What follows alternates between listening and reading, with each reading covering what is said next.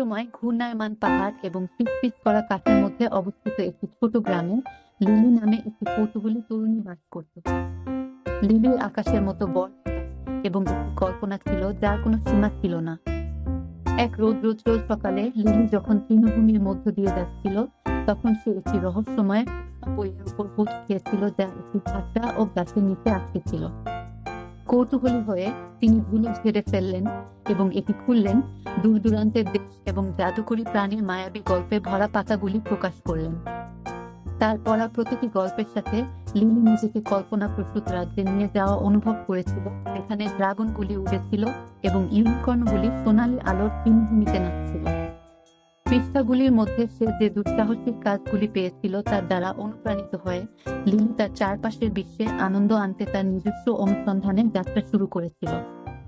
তার কল্পনা এবং পরিধুলোর ছিটা ছাড়া আর সেখানে দয়া ছড়িয়ে দিতে শুরু করেন।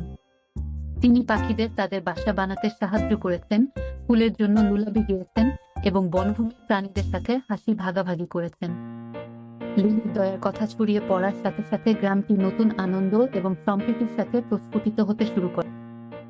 এর পাশে তাদের সময়ের বিষণ্ণ মুখগুলি এখন হাসিতে আলোকিত হয়েছে এবং বাতাস বন্ধুত্ব ও ভালোবাসার মিষ্টি সুরে গুঞ্জন করছে। তাই ছোট্ট গ্রামের হৃদয়ে ঝলঝরে পাতা এবং মৃদু বাতাসের মধ্যে লিলির গল্পটি একটি কিংবদন্তি হয়ে উঠেছে, একটি অনুস্মারক যে এমনকি দয়ার ক্ষুদ্রতম কাজগুলিও আমাদের চারপাশের বিশ্বে জাদু ছড়াতে পারে এবং সূর্য পাহাড়ের পিছনে অস্ত যাওয়ার সাথে সাথে আকাশকে গোলাপি এবং সোনার রঙে আঁকতে লিলি জানত তার সর্বশ্রেষ্ঠ দুঃসাহসিক কাজ তবে শুরু হয়েছে।